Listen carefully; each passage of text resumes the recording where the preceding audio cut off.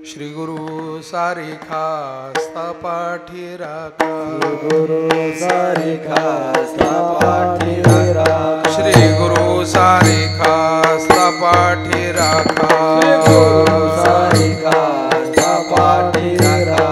इतराचा लेखा कोण करी, इतराचा लेखा कोण करी, इतराचा लेखा कोण करी। श्री गुरु सारिखा पाठी राखा, गुरु सारिखा पाठी राखा, श्री गुरु सारिखा पाठी राखा, गुरु सारिखा पाठी राखा। इतरांचा लेखा कोण करी, इतरांचा लेखा कोण करी, इतरांचा लेखा कोण करी। राज याची कांता काय वेग मागे, राजयाची कांता काय भीक मागे, राज याची कांता काय वेग मागे, राजयाची कांता काय भीक मागे। मनाची या जोगे सिद्धी पावे, मनाची आरोग्य सिद्धी पावे, मनाची आरोग्य सिद्धी पावे। श्री गुरु सारिखा पाठी राखा, गुरु सारिखा पाठी राखा, श्री गुरु सारिखा पाठी राखा।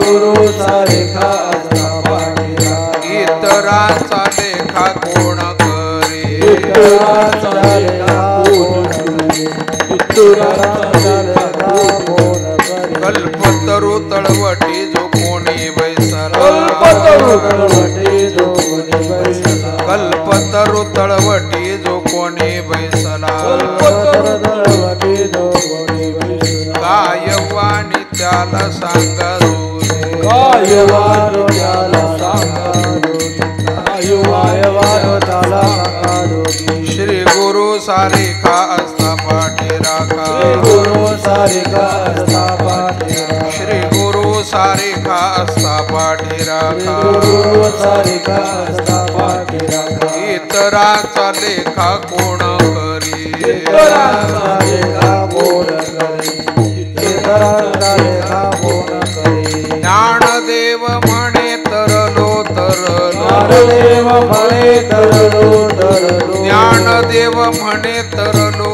तरलो, ज्ञानदेव म्हणे तरलो तरलो। आता उद्धरलो गुरु कृपे, आता उद्धरलो गुरु कृपे, आता उद्धरलो गुरु कृपे। ज्ञानदेव म्हणे तरलो तरलो, ज्ञानदेव म्हणे तरलो तरलो, ज्ञानदेव म्हणे तरलो तरलो, ज्ञानदेव म्हणे तरलो तरलो। आता उद्धरलो गुरु कृपे, आता उद्धरलो गुरु कृपे, आता उद्धरलो गुरु कृपे। श्री गुरु सारिखा पाठी गुरु राखा, सारिखा पाठी राखा, श्री गुरु सारिखा पाठी राखा। गुरु सारिखा पाठी राखा। इतरांचा लेखा कोण करी, इतरांचा लेखा कोण करी, इतरांचा लेखा कोण करी। विठोबार खुमाई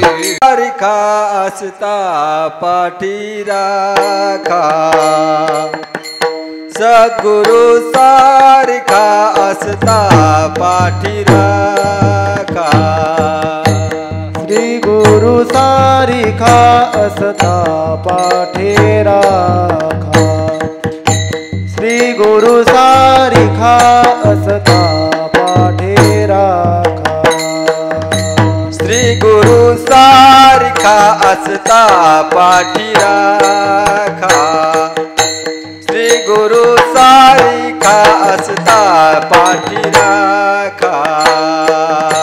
श्री गुरु सारिखा असता पाठी राखा, श्री गुरु सारिखा असता पाठी राखा। इतरांचा लेखा कोण करी, इतरांचा लेखा कोण करी। राजयाची कांता काय भीक मागी, श्री गुरु सारिखा, श्री गुरु सारिखा असता पाठी राखा।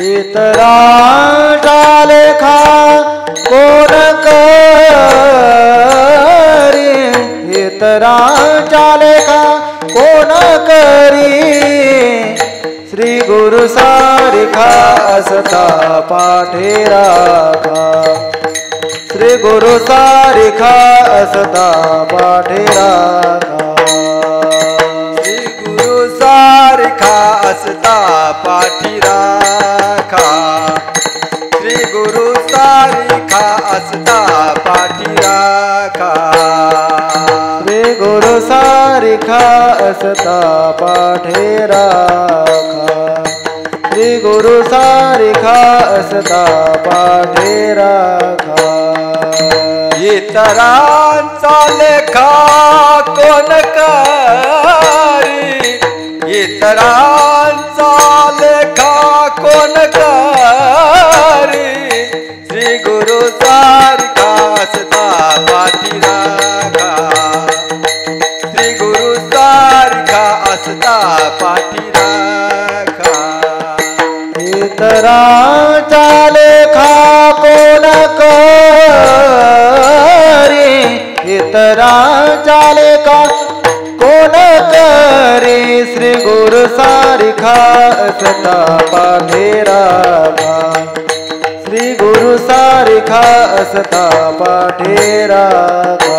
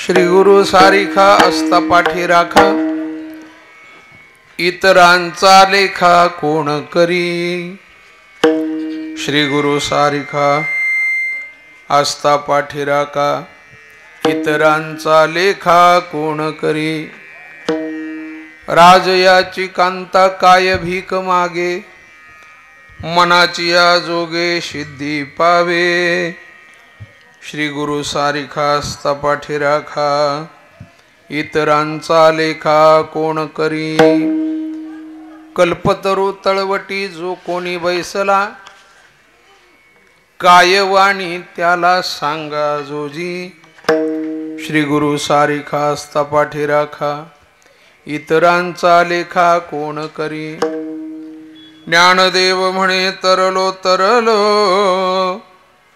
आता उद्धरलो गुरु कृपे श्री गुरु सारिखा असता पाठी राखा इतरांचा लेखा कोण करी महायोग पीठे तटे भीमरथ्या वरम पुंडरीकाय दातुं मुनीन्द्रैः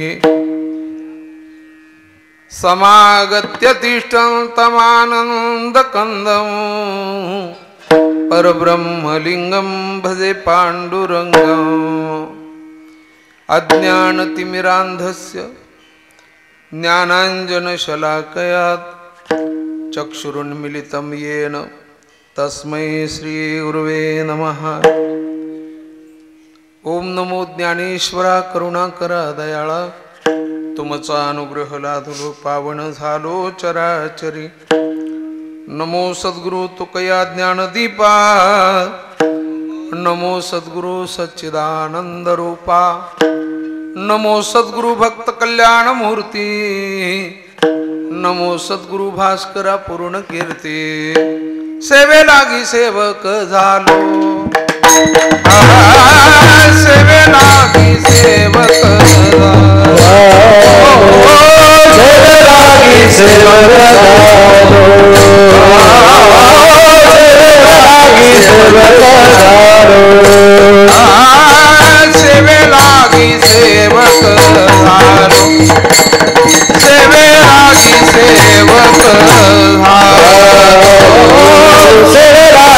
सेवक झालो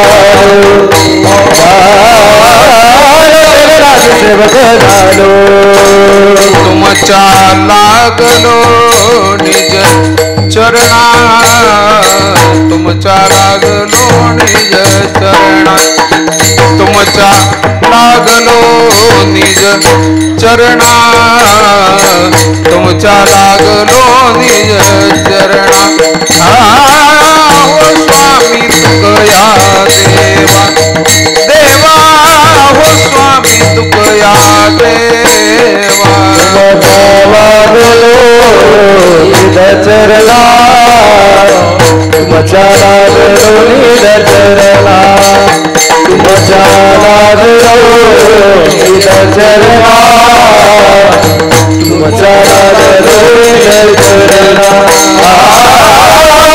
स्वामी तुकया देवा स्वामी तुकया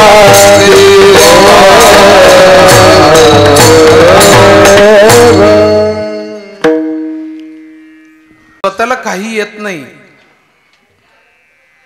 म्हणून 24 गुरु केलेत. लक्षात ठेवा. येत नाही असं म्हणण्याचा माझा अधिकार नाही, पण त्यांनी स्वतःला असं म्हणून घेतलं मला काही येत नाही. अशा भगवान दत्तात्रयांचा आज प्रगट दिन आहे. त्यानिमित्ताने ही जन्मोत्सवाची कीर्तन सेवा आहे. खरं पाहिलं तर मी दर्शन घेतल्यावर मला जरा वाटलं काय वाटतं काय बोलावं. महाराज लोकांना ती सवयच असते. तुमच्या भाषेत खोड म्हणा की भगवान दत्तात्रयांचा जन्म व्हायचा आणि इतके हार ते गळ्यात घातलेत ना. काय आपलं प्रेम असतं किंवा आपली श्रद्धा असते त्याला फार काही चांगली श्रद्धा नाही, ती भोळी श्रद्धा म्हणतात. आलं की हार घाला, आलं की हार घाला. एखादा सुंदरसा हार असावा.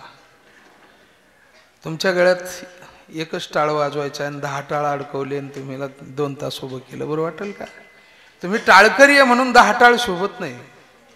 तसं ते भगवंत आहे म्हणून त्याच्या गळ्यात उगाच काहीतरी हार घालून मला ते कोण जाणे. माझ्या तुकोबरायांच्या गाथेने असं तयार केलंय, शिकवलंय हळूहळू हळू काही गोष्टी. त्याच्यामुळं बरं वाटत नाही काही गोष्टी. चला असा अवतार घेतो आणि कार्य करत असतो हे सगळं आपण पाहिलं.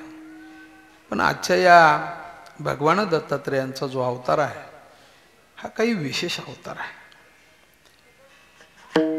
याला विशेष अवतार का म्हटलं? कारण या अवतारामध्ये 3 शक्ती एकत्र आलेल्या आहेत. 3 शक्ती एकत्र आलेल्या आहेत म्हणून विशेष अवतार आहे. अजून का विशेष आहे या अवताराचं? या अवताराचं विशेष असं आहे की या जगामध्ये स्त्रीला किती मोठा मान भगवंत परमात्म्याने दिलेला आहे हे या अवताराचं विशेष आहे. आणि अत्यंत महत्त्वाचं विशेष की या जगामध्ये कोणताही पुरुष पत्नीव्रत असलेला दिसलेला नाही आपल्याला, पण कोणती स्त्री पतिव्रता असावी किंवा असलेली पाहायला मिळते.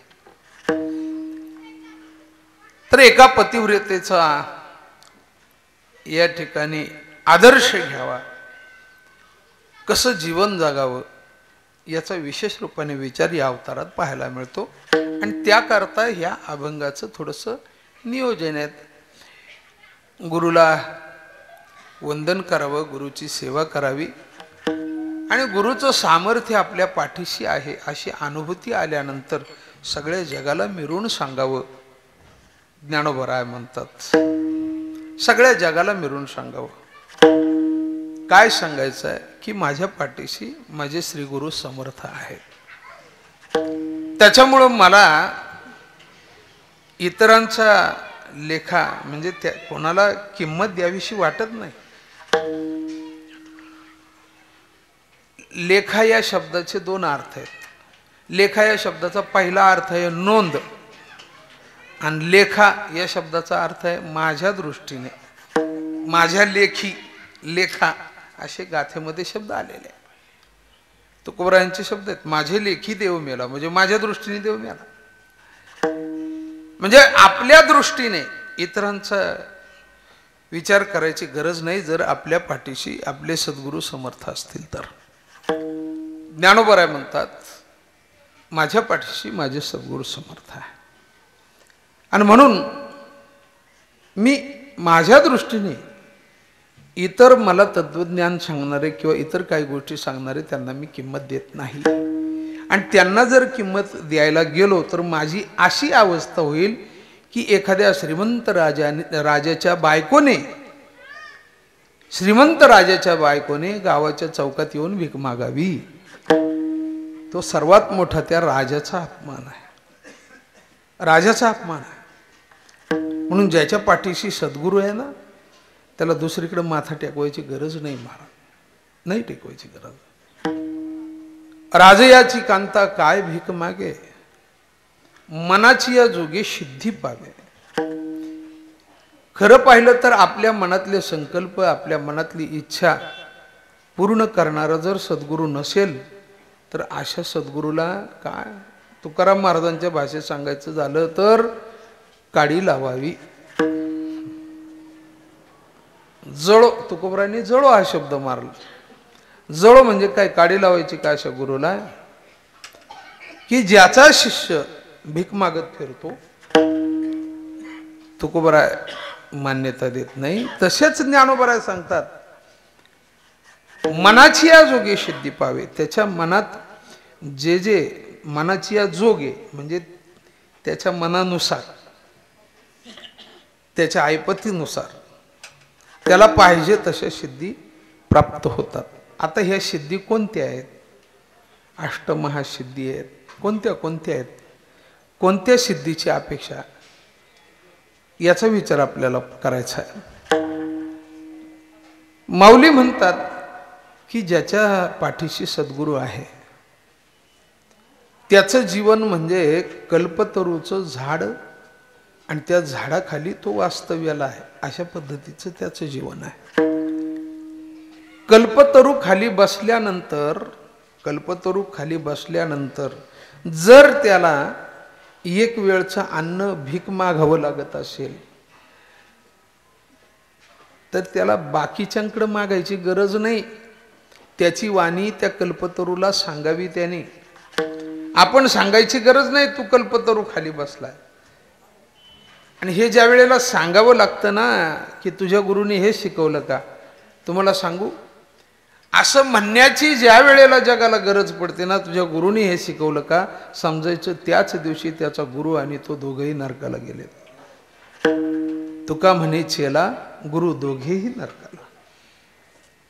म्हणून आपल्या मनातली काही शंका असेल त्याचं समाधान करून घ्यायचं असेल तर साधकाच्या जीवनात सर्वात मोठं स्थान पवित्र स्थान कोणतं असेल तर आपला सद्गुरू आहे, आपला गुरु आहे.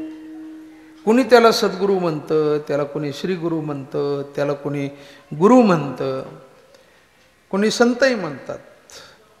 हे सगळी रूप संत महात्मे ऋषी मुनी सिद्ध साधक हे जे कुणी आहेत ना हे सगळे गुरुच आहेत.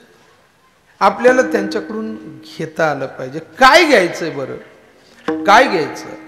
याच जन्मात त्यांच्याकडून एकच गोष्ट घ्यायची की जेणेकरून माझा उद्धार कसा होईल याचं ज्ञान त्यांच्याकडून घ्यायचं.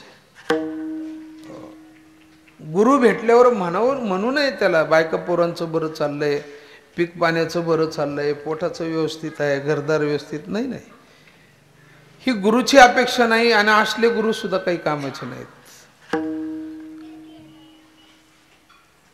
नाथ महाराजांनी भागवतात वर्णन केलं गुरु कोणाला म्हणावं. गुरु त्याला म्हणावं की ज्याला साधनेतून भगवान परमात्म्याचं दर्शन झालं किंवा उद्धाराचा मार्ग त्याला साधनेतून कळला. पुस्तकातून नाही म्हणत आम्ही, कॅसेटमधून नाही, कीर्तनातून नाही. कीर्तनातून उपदेश होतो, उद्धार होत नाही, लक्षात ठेवा. कीर्तनातून उपदेश होईल पण केलेल्या उपदेशाला अनुसरून तुम्ही जर नामस्मरण केलं नाही ना तर तुमचा उद्धार किती कीर्तन आहे का. म्हणून आम्ही असं सांगत असतो, ही तळमळ आणि ही चीड आहे की तुम्हाला कीर्तन ऐकायचे ना तर हरिदसा मुखे हरिकथा श्रवण जरा गाथा वाचत चला. तुम्ही गाथा वाचत नाही त्याच्यामुळं तुमचं चांगलं चाललंय असं मी म्हणतोय. गाथा वाचलं ना तर तुमचं काही ठीक नाही बघा, खरंच नाही ठीक. नामधारकाच्या आणि हरिदासाच्या मुखातून कथा श्रवण करावी, कीर्तन श्रवण करावं. नामधारक हा शब्द का वापरला? कारण कलियुगात गुरुने तेव्हाच उद्धार केला जातो किंवा गुरुकडून तेव्हाच उद्धार होतो जेव्हा तुम्ही नामधारक होता. गुरुने आपल्याला नाम द्यावं, लंगोटी नाही द्यायची गुरुने. नाही, गुरुकडे शाल चांगली दिसली मग गुरुने 2-4 शाली पडल्यात मग एखादी दिली आपल्याला, काय गुरुच्या पुढं भरपूर फळाचं ताट पडलंय मग आपल्याला त्यातली 4-2 दिली. नाही नाही नाही, ते नाही. गुरुने काय द्यावं? गुरुने नाम द्यावं महाराज, नाम द्यावं.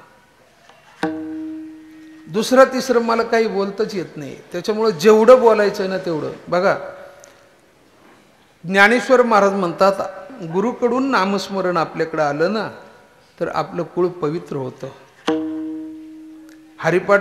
पाठ करणारी, उड्या मारणारी, 4-4 तास उड्या मारणारी लोक आपण पाहिलेत, पण त्यांना हेच कळत नाही की कुळ हे पावन कृष्ण नामे असं माऊली का म्हटले.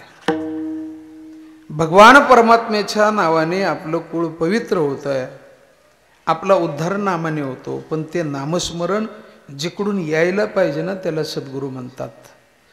तुम्ही किती खटाटोप करा, किती उलथापालथ करा,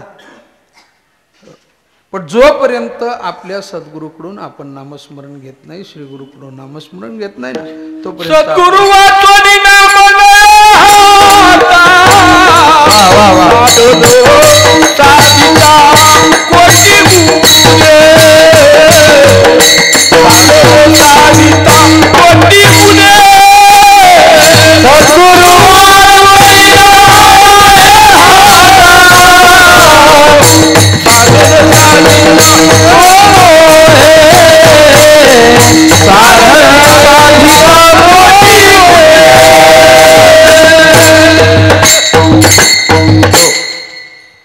सद्गुरु वाचोनी नाम नये हाता, नाही येत हाताला महाराज. नाम घेणं वेगळं, नाम हाताला येणं वेगळं.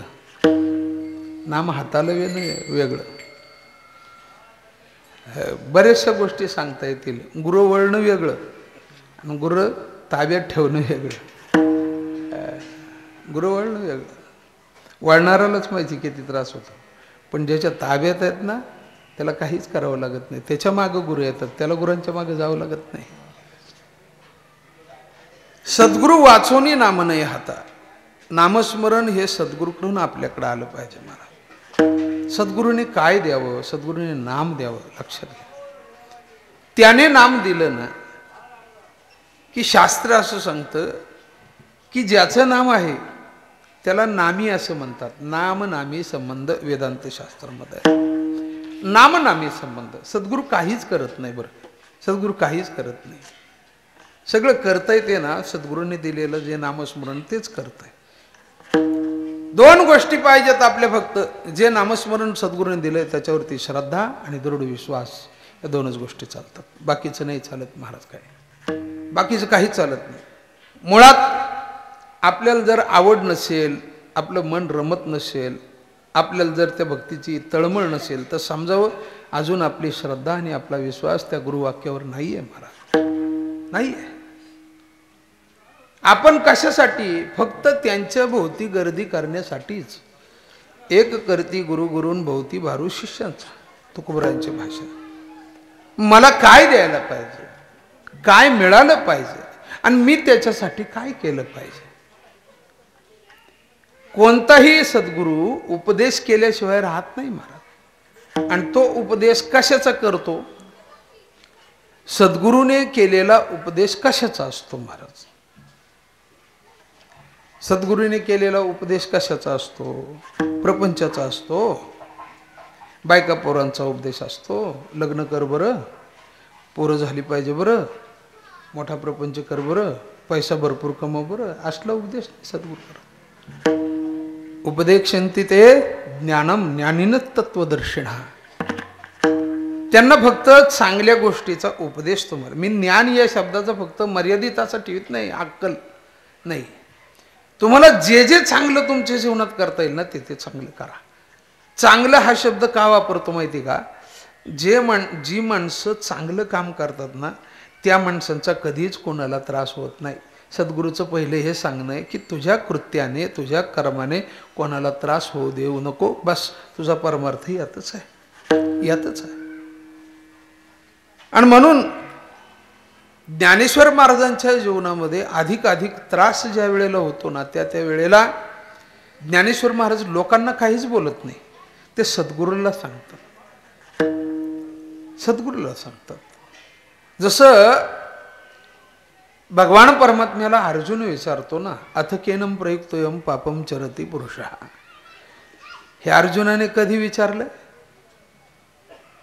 हा, तुम्ही 17वा अध्याय पहा, त्याच्यात पाहायला मिळेल. अर्जुनाने विचारलं काय, अथ केनम प्रयुक्तोयम पापम. तुला कसं काय वाटतं बुवा लोक वाईट वागतात? त्याने सांगितलं, म्हणजे सप्ताला वर्गणी कमी देतात, तमाशाला जास्त देतात. ही अर्जुनाची भाषा आहे. फक्त मी तुझ्या ओव्या सांगत नाही, कारण ह्या तुम्हाला सांगितलं की मग तुमचं काम झालं. तुम्ही काहीतरी करा ना. का माणूस वाईट वागतो, का वागतो असं कोणी विचारलं पाहिजे. असं अर्जुनाने भगवंताला विचारलं पाहिजे तर जगात वाईट वागणाऱ्याला अक्कल येईल. त्याला अर्जुन पाहिजे. तसा एक सत्शिष्य पाहिजे, सत्शिष्य.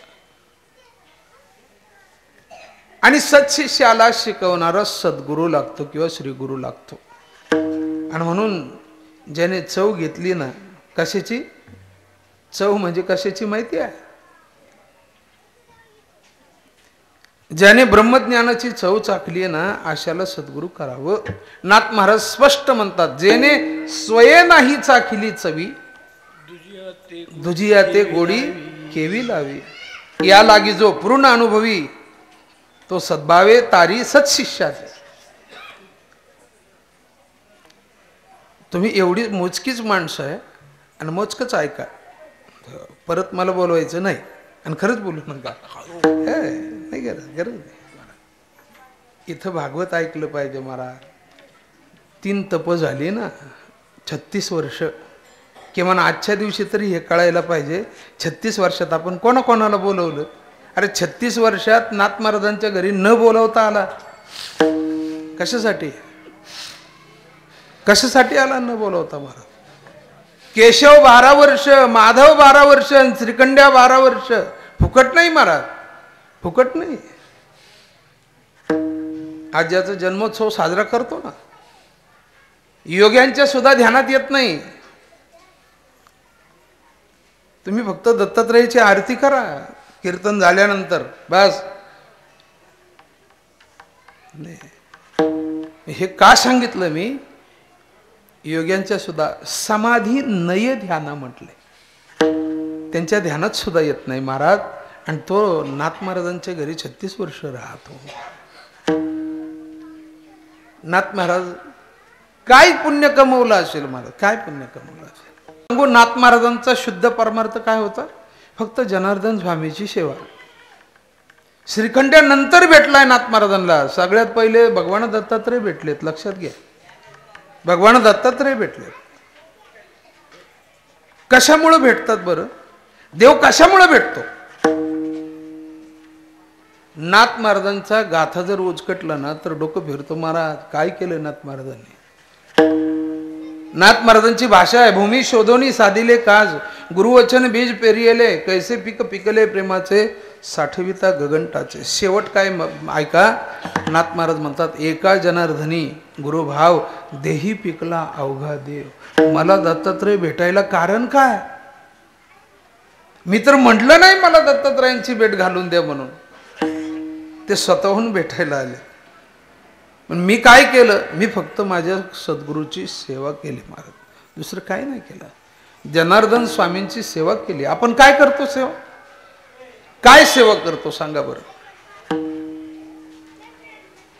आपली सेवा न बोललेली बरी, न बोललेली बरी. तुकाराम महाराज तर म्हणतात, जोपर्यंत तुमच्याकडून साधू संतांची सेवा घडत नाही तोपर्यंत तुमचं कुठलंही कार्य देवाला बरं वाटत नाही. आणि जर साधू सेवा घडली ना तर तुम्ही कुठलंच काम करू नका, देवाला सगळं बरं आहे.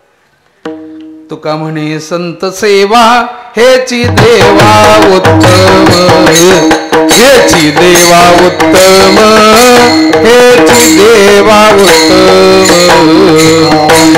संत सेवा हेची देवा उत्तम, हेची देवा उत्तम, हेची देवा उत्तम. तुका म्हणे संत सेवा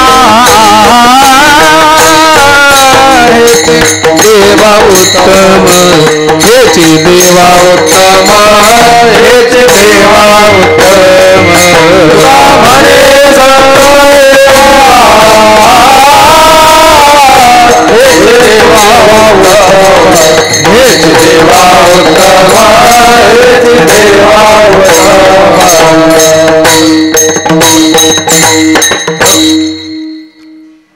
याच्यापेक्षा माझ्या कीर्तनापेक्षा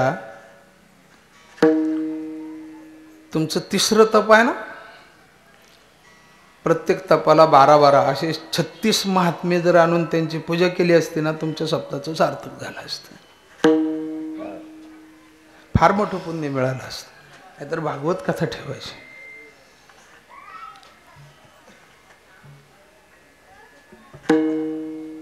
साधू संतांची सद्गुरूची सेवा हे महाराज फार अवघड आहे, सोपं नाही आहे ते. गुरुने शिष्याला देवासारखं मानावं लागतं. माझे तुकोबराय म्हणतात, शिष्याची जो नेघे सेवा मानी देवासारखे, देवासारखे. तुम्हाला सांगू, जनार्दन स्वामी हे एकनाथामध्ये देव पाहत होते. महाराज एकनाथात देव पाहत होते. काय अधिकार असेल नाथ महाराजांचा, काय अधिकार असेल. निवृत्तीनाथ हे मुक्त होते तरी ज्ञानदेवामध्ये देव पाहत होते. महाराज ज्ञानदेवामध्ये देव पाहत होते. काय होतं एवढं त्यांच्यात. वारकरी संप्रदायामधली ही जी पात्र आहेत ना, 4 पात्र, अशी पात्र परत जगात होणे नाही. महाराज आपण किती गाथा वाचा, ज्ञानेश्वर्या वाचा, यांनी जी सद्गुरूची सेवा केलेली आहे, यांनी जो दृढ विश्वास आणि श्रद्धा ठेवलेली आहे ना, तेवढी श्रद्धा आता नाही पाहायला मिळणार. म्हणून आपल्या जीवनामध्ये, बसा बसा खाली बसा, आपल्या जीवनात आपण किती भौतिक वस्तूने, भौतिक सुखाने आपण किती मोठे, हे महत्वाचं नाहीये. तर आपली परमार्थातली अवस्था कशी आहे, आपण कोणत्या गुरुचे आश्रित आहे, कोणत्या गुरुचे आश्रित आहे. दिवसातून एक वेळ देवाचं नाव आठवलं नाही तरी चालेल, पण दिवसातून एकदा तरी आपल्या सद्गुरूचं स्मरण व्हावं. मला व्हावं का, अरे त्याच्यामुळं देव आहे ना. नाथ महाराजांची भाषा आहे, धर्म जागो गुरु महिमा, देही दाविला देव, निवारुणी भवर जाळे, अवघा निरसला भेव. गुरु काय करतो, गुरु काय करतो. सगळ्यात पहिलं माणसाची मरणाची आणि प्रपंचाची भीती गुरु घालवतो. महाराज सोपं नाही आहे. माणसं प्रपंच किती करताना दिसली तरी प्रपंचाला फार घाबरतात माणसं. महाराज फार घाबरतात, परमार्थाला नाही घाबरत. कारण विषय असा असतो, परमार्थात तुम्हाला विचारणारं कोणी नसतं, प्रपंचात विचारणारी लय असतात. परमार्थात कोणी विचारतो तुम्हाला, कोणी विचारत नाही. माळ कोणाकडून घातली, विचारलं का आपल्याला कोणी, नाही विचारलं. गंध कोणी लावला तुला, नाही विचारलं कोणी. कोणाकडं शिकला, नाही विचारलं कोणी. किती अभंग पाठ आहे, नाही विचारलं कोणी. किती ओव्या पाठ आहेत ज्ञानेश्वरीच्या, नाही विचारलं कोणी. कोणीच विचारत नाही महाराज. आणि त्याच्यामुळं काय होतंय माहिती का, तुमच्या माझ्या सगळ्यांचीच अधोगती ह्या एका गोष्टीमुळे, आपण परमार्थात विचारत नाही. बरं, ज्याला विचारायचं ना त्याला विचारण्या इतका आपलाही अधिकार पाहिजे ना. आपला हरिपाठ पाठ नाही, महाराजाला विचारायचं तुमचा श्लोक चुकला कसं काय. माफी मागून बोलतो, आजही विदर्भ मराठवाडा मागासलेली लोक आहेत तिकडं, आपल्यासारखं पाणी नाही, आपल्यासारखं खायला नाही. पण तुम्हाला सांगू, कीर्तनाला उभं राहिलं ना तर निम्मा घाम त्या खाली बसलेल्या लोकांकडे बघून निम्मा घाम येतो. का सांगता येत नाही, कोणतं प्रमाण कोणती ओवी पटकन कोणी सांगेल नाही, बोलता सांगता येत मला नाही, विचारता येत. पण ज्ञानेश्वर महाराजांनी आणि निवृत्तीनाथांनी जगाकरता आज हे आनंदाचे आवार मांडू जगा. माणसाच्या जीवनात काही घटना अशा घडतात ना की माणसाला खूप शिकून जातात, लक्षात घ्या, खूप शिकून जातात. म्हणून जशी परिस्थिती असेल ना तशा परिस्थितीत माणसाने शिकण्याचा प्रयत्न केला पाहिजे. खाण्याचा तर प्रयत्न कोणीही करत असतो, पण ज्या ज्या वेळेला आपल्यावरती कोणता प्रसंग किंवा संकट येईल ना त्या त्या वेळेला त्या संकटात त्या प्रसंगामध्ये आपल्याला काहीतरी सुचलं पाहिजे, सुचलं पाहिजे. आणि ज्या दिवशी तुम्हाला संकटात ह्या गोष्टी सुचतात ना त्यावेळेला बऱ्याचशा चांगल्या गोष्टीचा शोध तिथं लागत असतो. म्हणून आपल्या साधू संतांनी पहिलं सांगितलं काय, तोंड वाकडं करणं, रडणं बंद करा, सगळं ठीक होतंय, बस तेवढं करा. किती 2 तास चांगलं कीर्तन झालं तरी कीर्तन झाल्यानंतर महाराज तोंड वाकडं करून तेवढं जरा बघा, सांगा बरं काय त्या कीर्तनाचं फळ, काय त्या परमार्थाचं फळ काय.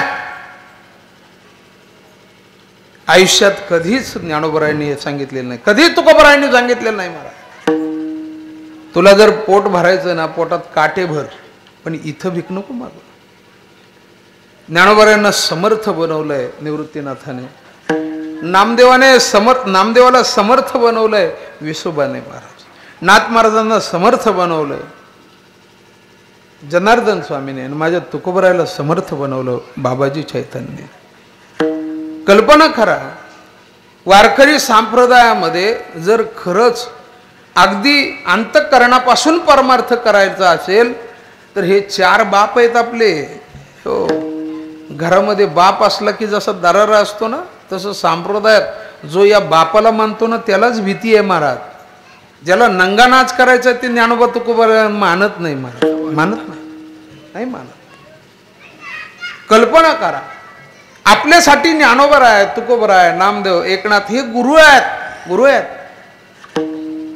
भगवान परमात्म्याला अर्जुनाने एकदा प्रश्न विचारला, 18व्या अध्यायामध्ये त्याचा उल्लेख आला की देवा हे सगळं झालं पण मला जर तुझं साक्षात दर्शन घ्यायचं असेल तर काय करावं.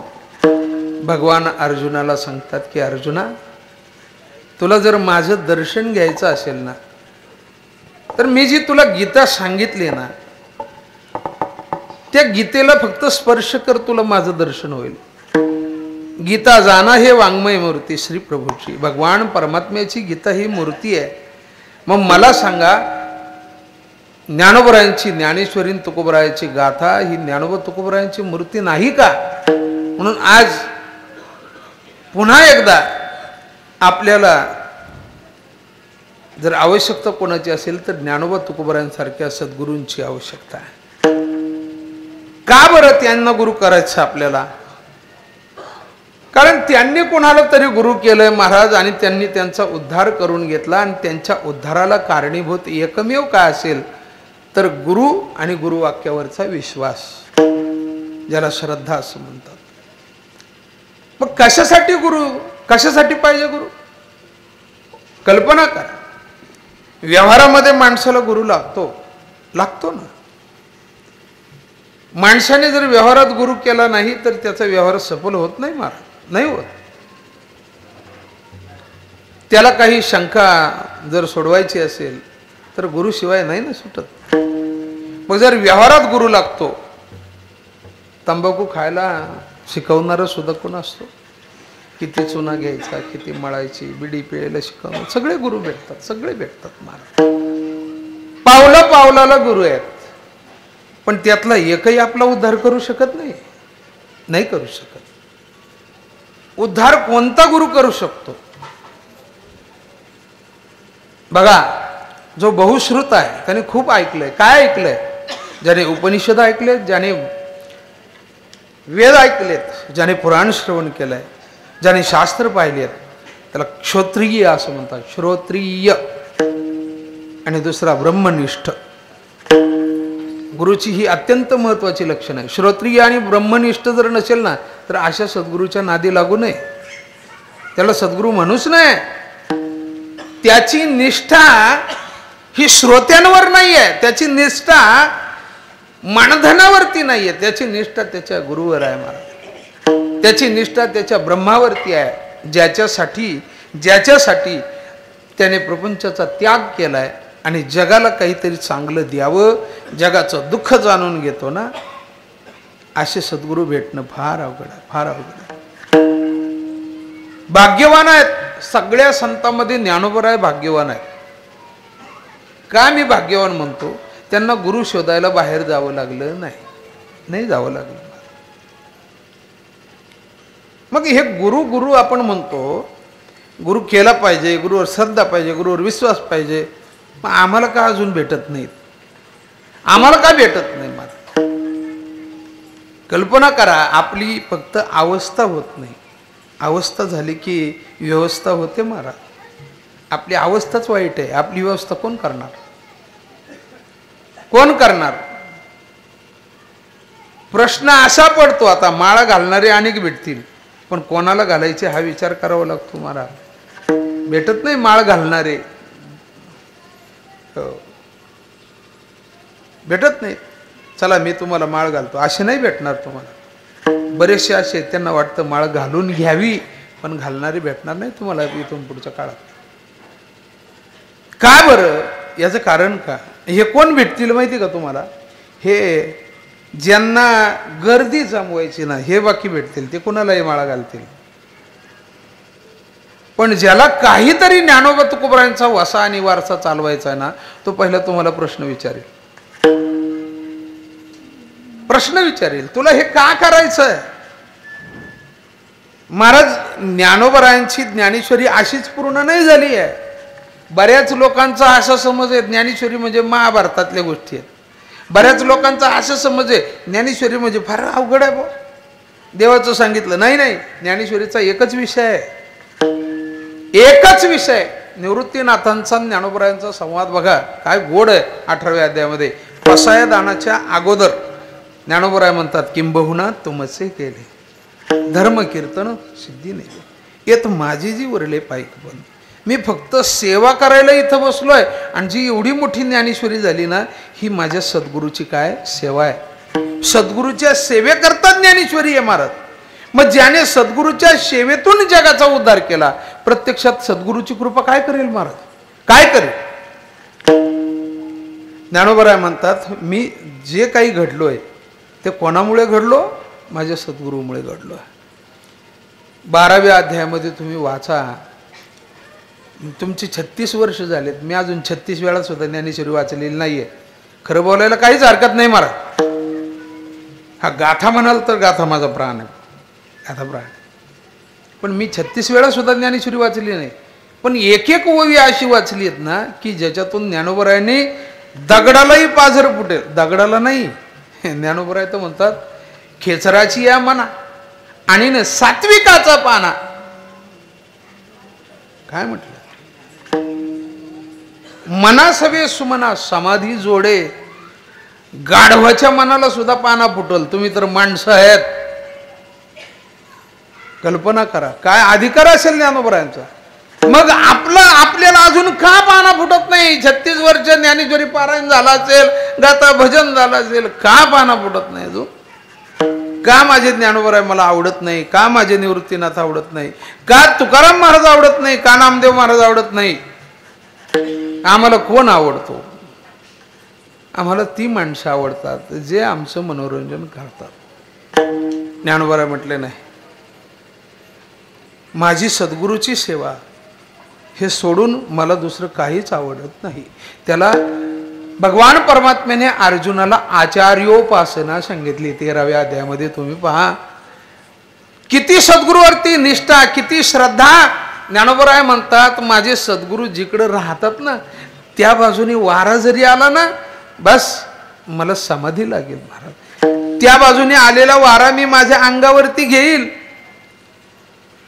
सद्गुरूचे पाय मी धुईल, केरसुनी होईल त्याच्या अंगणातली.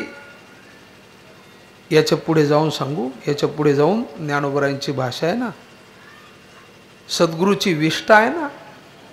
जसं आपण सारवण करतो ना तसं सारवण माझ्या अंगाला लागलं. काय ज्ञानोबरायांची भाषा आहे महाराज. कशासाठी आहे? फक्त एकाच गोष्टीसाठी. हे का करायचंय ते म्हणते फक्त माझा उद्धार व्हावा याच्यासाठी चाललाय, बाकी काही नाही, बाकी काही नाही. मग एवढी मोठी आचार्यांची उपासना, आचार्य म्हणजे सद्गुरू, श्रीगुरू, श्रीगुरूची उपासना जर मला या जन्मात कळते, मला सांगा कुत्र्याची किती इच्छा झाली आपल्याला सद्गुरू मिळावा, मिळेल काय? गाढवाची इच्छा झाली आपल्याला सद्गुरू मिळावा, मिळेल काय? नाही मिळणार ना महाराज. म्हणून याच जन्मात आपल्याला सार्थक करून घ्यायचंय. जन्माचं सार्थक करायचंय ना आपल्याला दोन उपाय आहेत. एक भगवंताचं दर्शन, पण ते सुद्धा साधूच्या किंवा श्रीगुरूच्या दर्शनाच्या आधी आपल्याला होत नाही महाराज, नाही होत. पहिली त्यांची श्रीगुरूची कृपा घ्यावी लागते. किती मोठा मनुष्य होऊ द्या, कदाचित त्याच्याकडे अन्नधान्य भरपूर असेल, संपत्ती भरपूर, सत्ता ऐश्वर्य भरपूर असेल, माणसं भरपूर असतील, हे सगळं असून संसारातून तारणारा फक्त एकच असतो महाराज, त्याला सद्गुरू असो म्हणतात. ज्ञानोबरायांची भाषा आहे सद्गुरू वाचोनी संसारी तारक नशेची निष्ठांक आन कोणी इंद्र चंद्र देव ब्रह्मादी करोनी संशयाची श्रेणी छेदितीना. आजचे कीर्तन त्याच्या महात्म्यासाठी आहे म्हणून ही भाषा वापरतो. मला काय खाली येऊन सुद्धा बोलता येतंय, पण जी माणसं खाली येऊन बोलतात ना त्यांची लायकीन किंमत राहत नाही जगात महाराज. आपली किंमत माझ्या तुकोबरायांनी ज्ञानोबरायांनी वाढवावी, त्यांच्यामुळं आपण आहे हो. आणि म्हणून आज काय म्हणतात ज्ञानोबराय, काय म्हणतात, बस मी तर नाही संसार पाहिला, मी नाही या संसारातल्या नाशिवंत वस्तूमध्ये प्रेम जडू दिलं. पण बाबांनो तुम्ही जर संसार करताना तर एक लक्षात घ्या, ब्रह्मदेवाकडे खूप काही आहे, जगाचा निर्माता आहे. इंद्राकडे खूप आहे, सिंहासन आहे, स्वर्ग आहे, त्याच्याकडे अप्सरा आहेत, कामधेनू कल्पतरू चिंतामणी सगळं त्याच्याकडे आहे, पण त्याचा उद्धार होत नाही ना. ब्रह्मदेवाचा उद्धार होत नाही, चंद्राचा उद्धार होत नाही. मग उद्धार होतो तो फक्त तुमचा. पण तुम्हाला कोण करावा लागेल? सद्गुरू करावा लागेल. माऊली तुमचा उद्धार झाला का? हो. माऊली म्हणतात माझा उद्धार झाला असं मी सांगणार नाहीये, नाही सांगणार. पण लोकांनी परत मग जर उद्धार झाला नाही तर तुम्ही लोकांना सांगता कशाला सांगता? तुमचा उद्धार झाल्यानंतर तुम्हाला जर सद्गुरूच्या सेवेचा लाभ मिळाला तर तुम्ही सांगा ना इतरांना. ज्ञानोबरायांचा नाईलाज झाला का? सद्गुरूची कृपा आणि उद्धार जगाला सांगण्याकरता नसतो महाराज, अनुभूतीचा विषय आहे ना. माझ्या सद्गुरूंनी माझ्यावर काय कृपा केली तो माझा वैयक्तिक अनुभव आहे. मी तो अनुभव तुम्हाला सांगणार कसं सांगणार? नाही ना सांगता येत. पण लोकांनी पुन्हा ज्ञानोबरायांना विचारलं, ज्ञानोबराय गुरुभक्ती वंचित होईल या जगात, गुरुभक्ती कोणी करणार नाही, मग तुम्ही सांगा. ज्ञानोबराय म्हणतात तुम्ही एवढा आग्रह करता म्हणून मी तुम्हाला सांगतो. माझ्या दृष्टीने तुम्ही माझ्या समोर सगळे असलात तरी माझ्या दृष्टीने मी तुम्हाला कोणालाच किंमत देत नाही. का? माझ्या दृष्टीने एकच, ते म्हणजे माझे सद्गुरू. मग म्हटले माऊली तुमचं कसं होणार पुढं? माऊली म्हटले पहिली गोष्ट मला जर प्रपंचच करायचा नाहीये, मी जो प्रपंच आहे भौतिक प्रपंच आहे त्याचा विषय जर माझा नाही तर माझं पुढं काय होणार आहे? बरं देहादिक प्रपंच जो आहे देहाचा विचार करू गेलो तर ज्ञानोबराय म्हणतात माझ्या सद्गुरूने मला असं करून ठेवलंय की माझ्या देहाचा मला विसर पडून गेलेला आहे, विसरच पडलेला आहे. त्याच्यामुळं देहादिक प्रपंच नाही आणि भौतिक प्रपंचही नाही. मग तुमच्या पाठीशी आहे तरी कोण? कोणाच्या अधिकारावर बोलताय? ज्ञानोबरायांनी सांगितलं माझ्या पाठीशी माझे सद्गुरू आहेत. अभंगाचं पहिलं श्री गुरु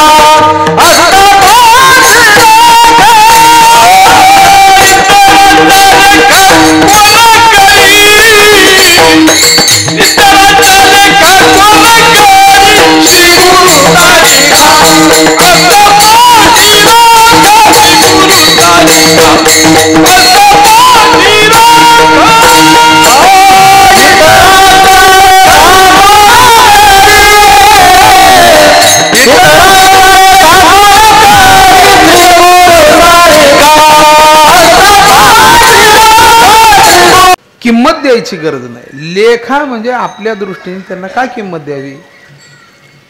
बरं, सद्गुरू पाठीशी आहे, सद्गुरू खायला देतो का? खायला देत नाही सद्गुरू महाराज. सद्गुरू प्रपंच मोठा करतो का? प्रपंच नाही मोठा करतो. मग सद्गुरू काही अशा सिद्धी देतो का आपल्याला की ज्याच्यामुळे आपलं सगळं काही बरं चालेल असं बगलतून काढून देतो का? नाही नाही नाही, त्यांना सद्गुरू म्हणतच नाही. तारी सद्भावे सत्शिष्याशी, नाथ महाराजांची भाषा आहे. तो फक्त त्याच्या शिष्याला तारून न्यायचंय, तारायचंय.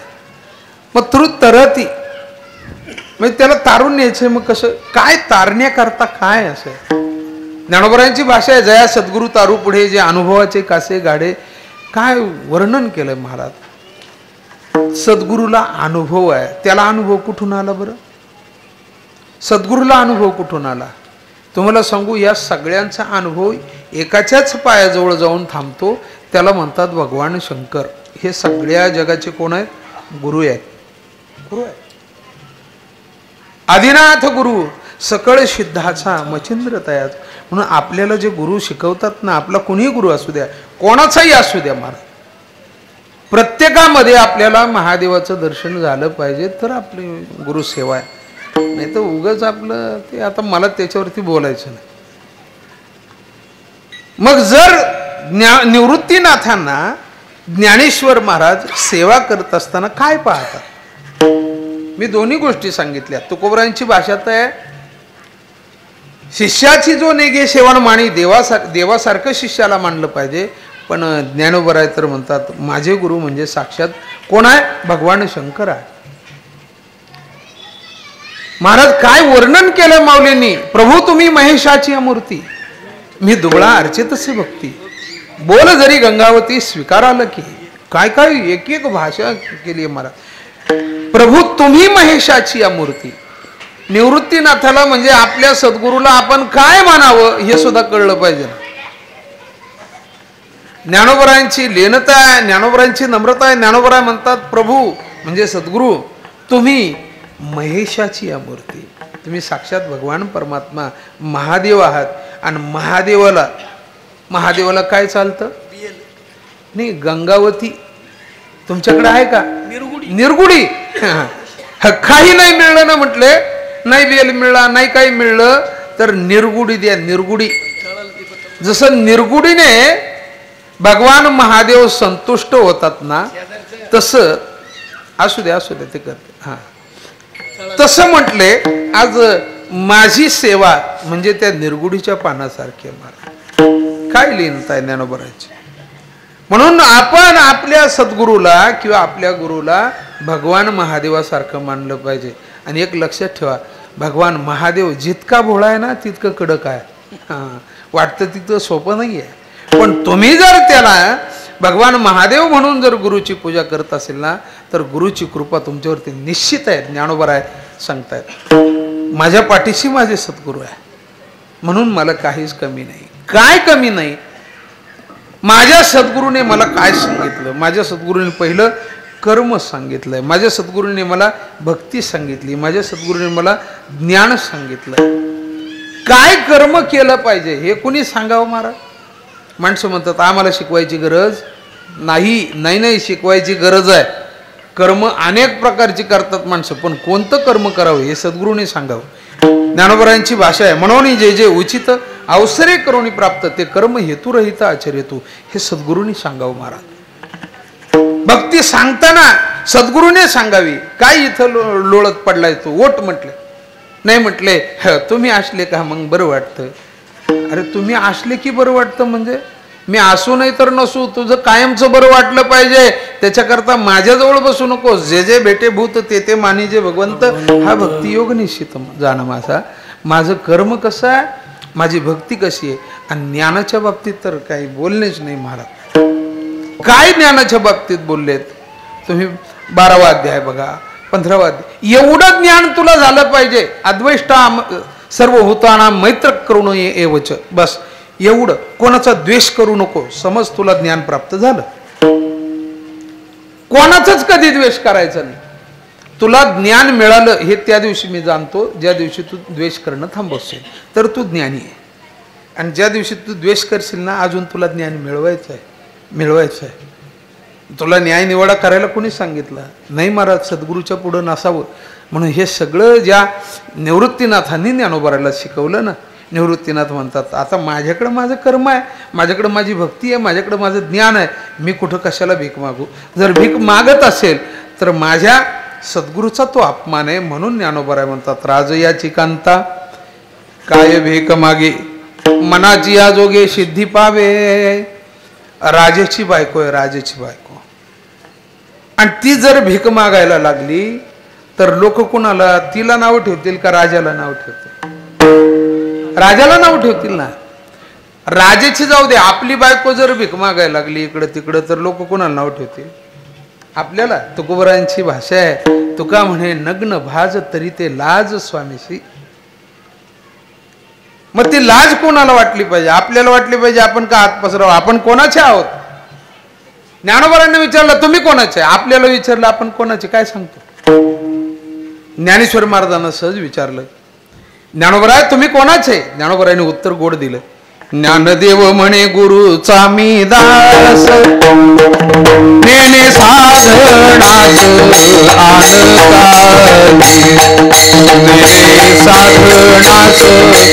आन काही, नेने साधनास आन काही, ज्ञानदेव म्हणे गुरुचा मी दास, नेने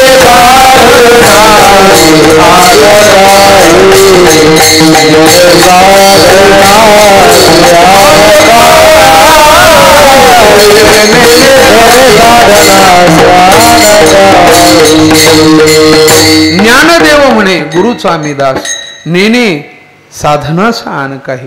दुसरं काही मी साधन जाणत नाही का, मी माझ्या गुरुचा दास आहे. तसं तिने म्हणावं मी राजाची पत्नी आहे, मला काय भीक मागायची गरज. ज्ञानोबराय म्हणतात जसं राजाच्या पत्नीला भीक मागायची गरज नाही ना, तसं मी कोण आहे? मी सद्गुरूचा दास आहे.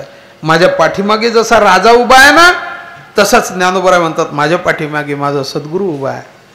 आणि माझा सद्गुरू नुसता सद्गुरू नाही, तर मी जे जे सद्गुरूला सांगेल ते पुरवणार आहे. ज्ञानोबरायांची फार प्रमाण सुंदर आहेत. उघडे परब्रह्म सद्गुरूची मूर्ती पुरविती आरती. शिष्या हा, आरती म्हणजे देवळातली आरती नाही, आरती म्हणजे इच्छा, आर्तता.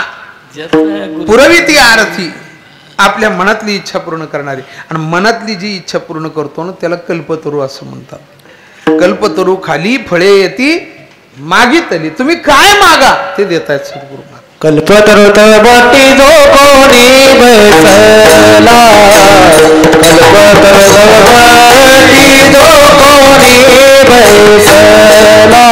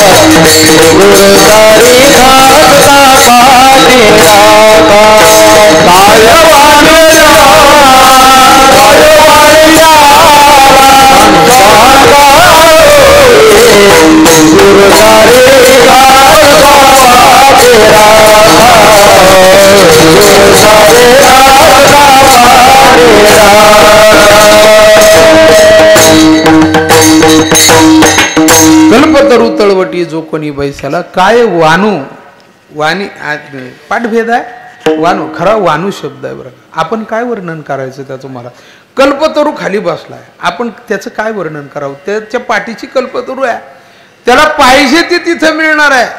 तसं सद्गुरूला तुम्ही सांगा मला ज्ञान द्या, सद्गुरू द्यायला तयार आहे. तुम्हाला मुक्ती पाहिजे, मोक्ष काय पाहिजे ते सद्गुरू द्यायला तयार आहे. सद्गुरूकडे फक्त झोळीतलं मागू नका, तुमच्या झोळीत काय तेवढं मला द्या, बस तुम्ही मोकळे व्हा. ते नाही मागायचं मला. सद्गुरूकडं काय मागावं? सद्गुरूकडं भक्ती मागावी, सद्गुरूकडं मुक्ती मागावी, मोक्ष मागावं. उद्धाराचं साधन काय आहे ते सांगा, सद्गुरूकडं ज्ञान मागावं. हे सगळं ज्ञानोबरायांनी कोणाकडं मागितलंय? निवृत्तीनाथाकडं. बस तरी सुद्धा हे सगळं जेवढं ज्ञान ज्ञानोबरायांना मिळालं ते ज्ञान सर्व जगाला मिळावं याच्याकरता ज्ञानोबरायांची जास्त तळमळ होती. म्हणून आज ज्ञानोबराय हे जगाचे गुरु ठरलेत, तुकोबराय हे जगाचे गुरु आहे, जगद्गुरु ठरलेत. का बरं? कारण त्यांनी जे ज्ञान मिळवलं ते स्वतःसाठी ठेवलं नाही. ज्ञानोबरायांचे उपकार जगावर का आहेत? कारण नाथ संप्रदायाचा जो परंपरेचा भाग आहे तो फक्त एकच होता की एक गुरु एक शिष्य, शिष्य एकच गुरु, बस. तसं नाही. आणि हा भक्तीचा व्यवहार ज्ञानोबरायांना बरा वाटला नाही. त्यांना असं वाटलं हे किती दिवस चालणार ना, हे कुठंतरी जगाला कळावं. म्हणून ज्ञानेश्वर महाराजांनी आपल्या सद्गुरूकडे सांगितलं की बघा, एवढं मोठं धर्मकीर्तन करून तुमच्यासमोर मी ठेवलंय, तुम्हाला कसं वाटलं? निवृत्तीनाथांना खूप आनंद झाला. हे एवढं सगळं ज्ञानेश्वरी पाहिल्यानंतर निवृत्तीनाथांना इतका आनंद झाला. निवृत्तीनाथाने ज्ञानदेवाकडे पाहिलं. ज्ञानदेवा, काय इच्छा आहे तुझी? ज्ञानोबरायाने सांगितलं, बस माझी एकच इच्छा आहे, तुम्ही जर हे सगळं पाहून संतुष्ट होत असाल ना तर मला एक पसायदान द्या. ते पसायदान सगळ्यांचंच पाठ आहे, ते मी काही सांगत नाही. याच्यामध्ये फक्त तुमचा माझा सगळ्यांचा उद्धार व्हावा याच्याकरता सगळ्या मागण्या पसायदानात मागितलेल्या आहेत. का बरं आपलं वाकडेपण जावं, आपला उद्धार? का बरं आपलं तिमीर म्हणजे अज्ञान जावं, आपला उद्धार? का बरं आपली पापवृत्ती नष्ट व्हावी, आपला उद्धार? हे सगळे उद्धाराला कारण जे काही गोष्टी आहेत ना त्या सगळ्या पसायदानामध्ये मागितलेल्या आहेत. बस जर ज्ञानोबरायांनी ह्या पसायदानामध्ये मागितल्यात तर ज्ञानोबरायांचा उद्धार झाला नसेल का? ज्ञानेश्वर महाराजांना विचारलं, माऊली आपल्या उद्धाराविषयी आपलं मत काय? ज्ञानोबरायाने सांगितलं, ज्ञानदेव म्हणे तरलो आणि आता उद्धरलो गुरुकृपे. मग तुम्ही दोनदा का म्हटलं बरं तरलो? का तरलो म्हटलं? एकदाच माहिती, ज्ञानदेव म्हणे तरलो ना आता उद्धरलो गुरुकृपे. ज्ञानेश्वर महाराज एकदा तरलो म्हटले ते त्यांच्या स्वतःसाठी, आणि दुसऱ्यांदा तरलो म्हटले ते तुमच्या माझ्यासाठी महाराज, तुमच्या माझ्यासाठी. म्हणून कोणतेही संत बघा, कोणतेही संत जगाची बाजू घेऊन ज्या वेळेला देवाकडं आणि संताकडं किंवा सद्गुरूकडं मागणं मागतात ना त्यावेळेला त्यांना दोनदा मागावं लागतं महाराज, दोनदा मागावं लागतं. ज्ञानेश्वर महाराजांनी सुद्धा हा जो उद्धार करून घेतला ना त्यावेळेला ज्ञानोबराय म्हणतात की खरंच गुरुदेवा मी तुमच्या कृपेनेच तरलो. म्हणून ज्ञानोबराय म्हणतात, ज्ञानदेव म्हणे तरलो आता उद्धरलो गुरुकृपे विठोबार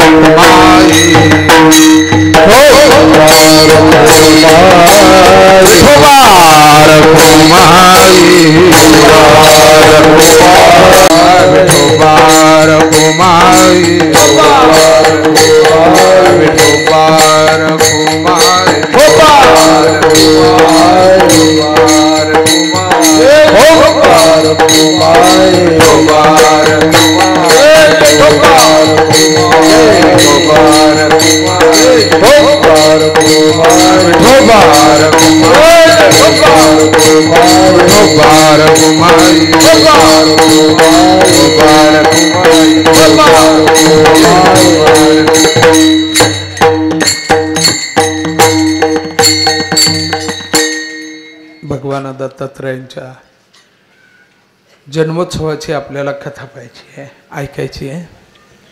खरं पाहिलं तर माझ्या कीर्तनात मी कधीच कोणाची स्तुती, कोणाचं नाव आजपर्यंत घेतलेलं नाही. पण मला वाटतं की समाजाला काही चांगले देणारी माणसं असेल ना तर त्यांचं गुणगान करावं महाराज. मी म्हणत नाही माझं कीर्तन फार चांगलं झालं, मला कीर्तन येतच नाही, मी आपला साधा नामधारक आहे. पण आज तुमच्या पुढे जे काही चार शब्द बोललो ना हे शब्द तुम्हाला ऐकण्यावर आहेत. तुकोबरायांची भाषा आहे म्हणून सांगतो, करोनी चिंतन करवावे आणि का तो या झाला लोका नाव जगी. त्याचं नाव घेतलं पाहिजे की ज्यांनी चांगलं चिंतन जगाला देण्याचा प्रयत्न केला. म्हणून आजची कीर्तन सेवा जी आहे दत्तात्रय आप्पाजी सावंत यांच्या मातोश्रींच्या स्मरणार्थ त्यांनी ही सेवा ठेवलेली आहे. मी कधीच नाव घेत नाही कुणाचं, पण आज भगवान दत्तात्रेयांची सेवा करायची, त्यांचं चरित्र आपल्याला ऐकायचं आणि त्याकरता या सगळ्या सेवेचं पुण्य त्यांच्या परिवाराला भगवंताने द्यावं. चला, भगवान दत्तात्रेयांचा जन्मोत्सव आहे. खरं पाहिलं तर प्रत्येक युगामध्ये भगवान परमात्म्याचे अनेक अवतार झालेले आपण ऐकलेले आहेत, पाहिलेत. भगवान दत्तात्रेयाच्या अवताराचं वैशिष्ट्य मी सांगितलं की या अवतारामध्ये 3 शक्ती एकवटलेल्या आहेत. पतिव्रतेचं सामर्थ्य आहे. काय या अवताराचं अजून महात्म्य आपल्याला पाहता येईल. कल्पना करा, ज्या वेळेला सर्वसामान्य माणूस आपला प्रपंच करत असतो ना, त्यावेळेला त्याच्या काही अपेक्षा असतात. भौतिक सुख मला मिळावं अशा काही अपेक्षा असतात. पण तोच मनुष्य जर सद्गुरु कृपेने काही साधनेला लागला ना, तर त्याच्या अपेक्षांमध्ये बदल होत असतो. त्याच्या इच्छा, वासना. असं नाहीये की परमार्थ करणाऱ्या माणसाला इच्छा आणि वासना नसतात, फक्त त्याच्या वासनेचं स्वरूप बदललेलं असतं. स्वरूप बदललेलं असतं. प्रपंचात त्याला जे आवडतं ते परमार्थात आवडत नाही, परमार्थ दुसरं आवडतं. प्रपंचात आवड निर्माण व्हावी याच्याकरता कारण वासना आणि इच्छाच आहे, आणि परमार्थात आवड निर्माण व्हावी याच्याकरता वासना आणि इच्छाच असते. म्हणून ही इच्छा फक्त तुमची माझी नाही, देवादिकापासून तर मुंगीपर्यंत प्रत्येकाची इच्छा आहे. सगळ्या जीवांची इच्छा आहे. मला देवांच्या सुद्धा काही इच्छा होतात, संतांच्या काही इच्छा असतात, जीवाच्या काही इच्छा असतात. पण तुमच्या माझ्या इच्छेला कोणी ग्रंथ लिहित नाही. मला देवाची इच्छा, साधू संतांची इच्छा असली की तिथं लिखाण केलं जातं आणि तेच जगाला आदर्श ठरत असतं. आणि म्हणून अशा काही कथा लिहिल्या गेल्यात की त्यांच्या इच्छा, त्यांचे जन्म, त्यांचे अवतार, मग ते देव जरी असले तरी त्यांना किती त्रास सहन करावा लागला, कशा पद्धतीने ते जीवन जगतात. ज्या ज्या वेळेला देव अवतार घेतो, संत अवतार घेतो ना, त्या वेळेला तुमच्या माझ्यासारखं काहीतरी त्यांना कार्य करावं लागतं, लक्षात घ्या. पण ते कार्य निमित्त म्हणून करतात, काहीतरी निमित्ताने ते येऊन कार्य करतात, पण त्याचा उद्देश फार वेगळा असतो. खरं पाहिलं तर जगाला गुरुतत्व समजलं असेल तर ते भगवान दत्तात्रयांमुळे. आपण एक गुरु नीट करत नाही, तो मिळाला तर नीट राहत नाही, तोही विद्या देत नाही, त्याने विद्या दिली तर ती अर्धवटच असते. महाराज भगवान दत्तात्रेयाच्या अवताराचं महात्म्य सांगतात नाथ महाराज भागवतात सांगतात. अवधूताने किती गुरु केले म्हटलं? 24 गुरु केले. 24. कसं काय सांभाळलं असेल या 24 गुरूंना? त्याने काय दिलं या 24 गुरूंनी त्याला? काय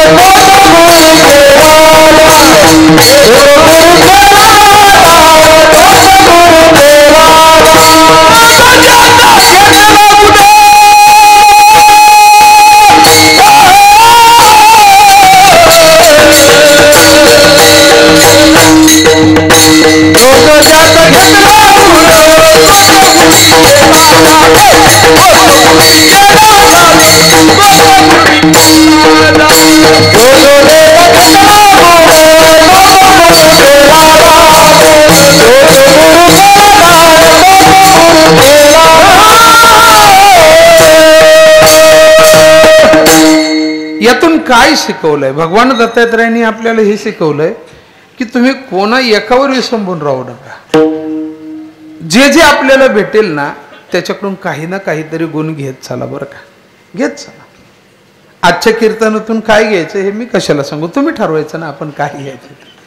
प्रत्येक एक लक्षात ठेवा, या जगात अशी एकही वस्तू नाही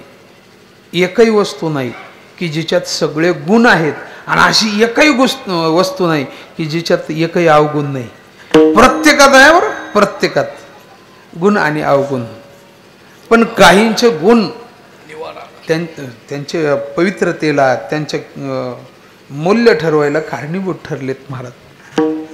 पण काहींचे गुण आहेत ते अत्यंत पवित्र मानले गेले, त्यांची किंमत, त्यांचं नाव, त्यांची कीर्ती वेदाने शास्त्राने पुराणाने गावी अशी आहे. म्हणून अवधूताने 24 गुरु केलेत. पण या 24 गुरुकडून काय शिकलेत की जिथं फक्त आपल्याला ज्ञान प्राप्त होईल, जिथून एक एक गोष्ट जे जे शिकलेत ना त्या त्या गोष्टीचा विचार याचा विस्तार करायला खरं पाहिलं तर तेच सांगायला पाहिजे होतं अगोदर. 24 गुरु अवधूताचे असा भगवान दत्तात्रयांचा जो अवतार आहे तो आजच्या दिवशी प्रगट झाले. मग या अवताराला अगोदर ती काही पार्श्वभूमिका आहे का नाही? हो आहे. म्हटलं भगवान दत्तात्रयाचा अवतार विशेष सांगितला, इतर देवांच्या अवतारासारखा अवतार नाही. का नाही बरं? या भगवान दत्तात्रयाचा अवतार जो आहे हा अवतार होण्याच्या अगोदर खूप भांडणं झाली. कोणाकोणाची भांडणं झाली, भांडण कोणी कोणाशी केलं, कोणी लावलं भांडण, हे सगळा विचार या कथेत दत्तात्रयांच्या कथेत आपल्याला पाहायला मिळतो. अत्री आणि अनुसया हे दोघं पती पत्नी अत्यंत तपस्वी, खूप मोठी तपश्चर्या यांच्या जीवनात घडलेली. पण त्यांची एकच इच्छा की आपल्या पोटी देव जन्माला यावा, बस, बाकी काही नाही. तसं पाहिलं तर या अत्री आणि अनुसयेला 3 मुलं होती. चंद्रमा, आर्यमा आणि दुर्वास अशी 3 मुलं अगोदरची होती. ही 3 मुलं आहेत. त्यांचा संसार अत्यंत सुखात. पण ही तीनही त्यांच्यापासून विभक्त म्हणजे वेगळी राहत होती. पण त्यांना असं वाटलं, कोण ज्ञानासाठी गेला, कोण तपश्चर्यासाठी गेला, पण त्यांना असं वाटलं की मुलांनी आपल्याजवळ राहावं. त्यांची ती इच्छा अपूर्ण राहिली आणि म्हणून त्यांना वारंवार वाटायचं की आपल्या पोटी असं कोणीतरी जन्माला यावं की ज्याच्यामुळे आपल्याला समाधान, सुख आणि आनंद प्राप्त होईल. कोण जाणे त्यांची ही तपश्चर्याला फळाला यायचीच तपश्चर्या, त्याच्यासाठी काहीतरी घटना घडावी लागते. ती प्रत्येक देवाच्या अवतारामध्ये घडत आलेली. एक दिवस असं म्हणतात की भगवान शिवजी आणि पार्वती हे सहज बसले होते. काही माणसं सहज बसले की विशेष गप्पा निघत असतात आणि काही माणसं विशेष बसली ना तर गप्पा काही चालत नाही. मग काही खास काहीच नाही म्हणतात. पण काहीतरी खास आहे म्हणून आज बसलेत ना. मग काय विशेष, आज काय विशेष होतं? तर भगवान शिवजी दत्तात्रयांचं आख्यान सांगत होते. कोणाला? पार्वतीला. ऐका दत्तात्रय आख्यान, पार्वतीस सांगे त्रिलोचक. भगवान शिवजी, तुम्ही हे सगळं नाथ महाराजांच्या गाथेत पाहायला मिळतं. पार्वतीला कोण सांगताय? भगवान शिवजी. काय सांगत होते? तुम्हा तिघीवरून जाण, तुमच्या तिघींपेक्षा श्रेष्ठ जाण. अनुसया जाण पतिव्रता. अनुसया ही सर्वात श्रेष्ठ पतिव्रता तुमच्या तिघींवरून. हे बसलेत कोण कोण? पार्वती आणि शिवजी दोघं बसलेत. आणि दुसऱ्याच्या घरातले उचपती करायची काय गरज होती? त्या दोघींना यांच्यात मिसळलंय पार्वतीबरोबर. तुमच्या तिघींपेक्षा एक महान आणि श्रेष्ठ पतिव्रता म्हणजे मृत्यूलोकात. पार्वतीला काही हे खरं वाटलं नाही, कारण तिला माहिती होतं की आमच्या तिघींसारख्या पतिव्रता या जगात कोणी नाही आहे. म्हणून भगवान शिवजीने हे सांगितलेल्या वाक्यावर विश्वास नाही. भगवान शिवजी म्हटले, ऐका, तुम्ही असं करा, नारदाला विचारा, तुम्हाला नारद सांगेल. हा, फुलं वाटून घ्या, नारद तुम्हाला सांगेल. तिचा महिमा नारद सांगेल, मग तेव्हा तुझं कळेल, तुला कळत. तेवढ्यात पार्वतीने मनात विचार केला की आता जर नारद आले तर बरं होईल. असा विचार करते न करते तो महाराज हे हजर आहे. नारद हे एक असं पात्र होतं की त्याचा विचार कोणी करावा आणि ते हजर आहे. नारद हजर झाल्याबरोबर नारदाने विचारलं, काय म्हटले, काय शंका आहे का? पार्वतीने सांगितलं, म्हटले की आत्ताच स्वतः भगवान म्हणतायत की तुमच्या तिघींपेक्षा श्रेष्ठ पतिव्रता या मृत्यूलोकामध्ये जन्माला आलेले. आता हे नारद म्हणतात बुवा, पुढचं होतं, आपल्याला भेटलं नाही त्याच्यामुळं आपण म्हणू नये तसं, पण ते देवाच्याही पुढचा होता. देवाने फक्त सांगितलं तुमच्यापेक्षा श्रेष्ठ पतिव्रता मृत्यू लोकात आहे, पण नारद काय म्हटले ऐका, तुम्हा तिघींचे पुतळे करोणी बांधिले असे वामचरणी असंख्य सामर्थ्य त्रिभुवनी समतुल्य कोणी असेना. म्हणजे देवाने फक्त ती पतिव्रता एवढंच सांगितलं, पण मी सांगतो तिचं सगळी इतिहासच सांगतो, माहिती सांगतो. म्हटले काय माहिती आहे? म्हटले हे पहा, तुम्ही तिला पाहिले का? म्हटले नाही, मी स्वतः पाहिलंय. नारदाने सांगितलं मी स्वतः पाहिलंय, ती सामान्य पतिव्रता नाही. मग तुमच्या तिघींचे पुतळे केलेत त्याने आणि तिच्या डाव्या पायामध्ये बांधलेत. तुम्हा तिघींचे पुतळे करोणी बांधिले असे वामचरणी असंख्य सामर्थ्य त्रिभुवनी समतुल्य कोणी असे ना. तिचे इतकी ताकद, आपल्या भाषेत तिचे इतकी पॉवर कोणाचीच नाही म्हटले. आता हो, सामान्य नाही ती पतिव्रता. असं म्हटल्याबरोबर नारद जे हरी करून निघले. हे थांबत नसतात, पेटवल्यावर कोणी थांबत नाही तिथं. पार्वतीला चैनच नाही महाराज. नशीब त्या वेळेला मोबाईल नव्हते, पण मोबाईल जरी नसले ना तरी हे एक चालता फिरता त्यांचा मोबाईलच होता. हे तिथं थांबलं नाही, कारण देवाने काय सांगितलं होतं, तुमच्या तिघींहून श्रेष्ठ पतिव्रता कुठं आहे? मृत्यू लोकात आहे. मग देवाने तिला सांगितलं म्हटलं नारद ही की जवळ थांबल का? तिला की दुसरीकडे गेलं. तिथून जे निघालं ते लक्ष्मीकडे गेलं. लक्ष्मीने विचारलं, हे ज्या अर्थी सकाळी सकाळी आले त्या अर्थी काहीतरी खास बातमी घेऊन आलेलं दिसतंय. नारदजी काय म्हटले, काय विशेष? म्हटले विशेष तसं काही नाही, पण जरा कैलासात गेलो होतो. विशेष काहीच नाही म्हटलं, आणि जरा कैलासात गेलो होतो. म्हटले मग काय चाललंय पार्वती? काय चाललंय काय? बोलायलाच तयार नाही म्हटले. काहीतरी सकाळी सकाळी खटका झाला म्हटले, भांडण झाले. काय झालं म्हटले? काही नाही. कोणते महादेवाने तिला सांगितलं म्हटलं की मृत्यू लोकात महान पतिव्रता आहे. हो म्हटले. असं सांगितल्यानंतर त्यांचं थोडंसं झालं म्हणून मला तिथं बोलावलं म्हणून मी गेलो होतो, तसं काही विशेष नाही. मग काय झालं? मग म्हटले मी त्यांना सांगितलं, त्यांनी मला विचारलं खरंच कोण पतिव्रता आहे का? म्हटले आहे.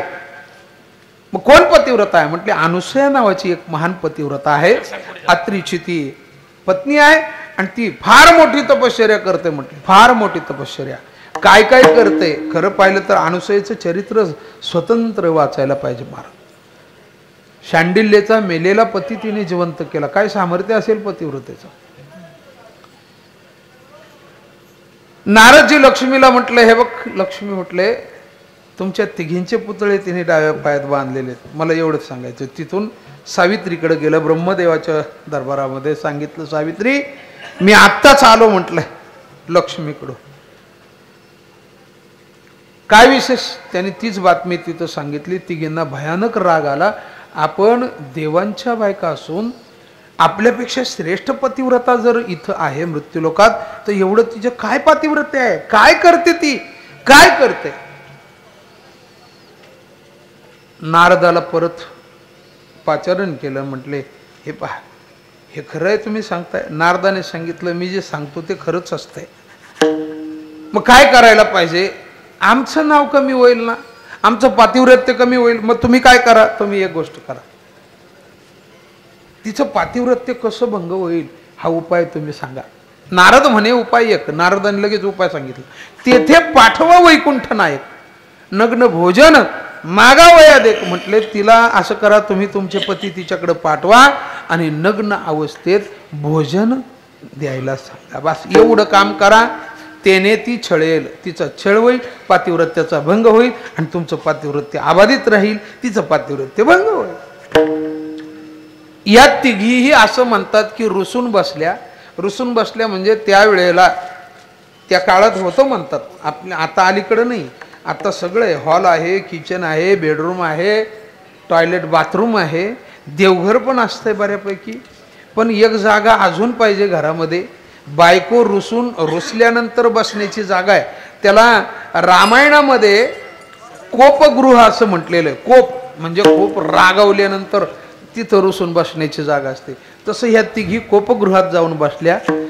प्रत्येकाचे पती आले. त्यांनी आल्यानंतर शोधलं, ह्या दिसत नाही. दिसत नाही म्हटल्यानंतर शेवटी त्यांनी कोपगृहात पाहिलं, ह्या तिघी सुद्धा कोपगृहात बसल्या होत्या. इतक्या रागवलेल्या होत्या. रागाचं कारण विचारल्यानंतर आपापल्या पतीला त्यांनी सांगितलं, हे पहा म्हटले, कोण ती मृत्यू लोकामध्ये महान पतिव्रता म्हणून जन्माला आलेली आहे, आम्हाला पाहायचंय. ते म्हटले, तुम्ही नका नादी लागू म्हटले. का? कारण ही गोष्ट चांगली नाही. पतिव्रतेच्या नादी लागल्यानंतर चांगलं होत नसतंय. ते म्हटले, ते काही असो, तिचं पातिव्रत्य भंग केलं पाहिजे. आणि शेवटी असं म्हटलेलं आहे शास्त्रामध्ये की बालहट्ट, राजहट्ट आणि स्त्री हट्ट पुरवला पाहिजे. देवांना सुद्धा बायकांचा हट्ट पुरवावा लागला. त्या देवांनी सांगितलं, ठीक आहे, काय करू? काही नाही म्हटलंय, तुम्ही तिघांनी तिथं जा आणि तिथं गेल्यानंतर ती येईल, तुमची विचारपूस करील. विचारपूस केल्यानंतर तिच्याकडे इच्छा प्रकट करा. काय? भोजन मागणे. बरं, ते भोजन मागायचे ना, ते 3 नग्न होऊन तुम्हाला भोजन दिलं पाहिजे अशी इच्छा प्रकट करा. संपला कार्यक्रम. हे तिघं एक आपापसात विचार करत होते की पतिव्रतेच्या नादी लागणं फार अवघड आहे, पण काय करावं आता? आपल्या तिघांच्या बायका तर रुसून बसल्यात. याने सांगितलं, काही हरकत नाही, अनुसया काय आपल्यापेक्षा मोठी नाही आहे, आपण जाऊ, तिची समजूत काढू, बघू. तर म्हटले, हे तिघही मृत्यूलोकात आले आणि तिघं मृत्यूलोकात आल्यानंतर अनुसयेच्या दारात आले, झोपडीत आले. झोपडीच्या दारात आल्यानंतर अनुसयेने पाहिले, साक्षात भगवान परमात्मा, 3ही देव आपल्या दारात आहेत. तिघांना तिने वंदन केलं. वंदन केल्यानंतर त्यांची पूजा केली. पूजा केल्यानंतर त्यांची सेवा करावी म्हणून काय इच्छा आहे ती प्रगट करा म्हटलंय.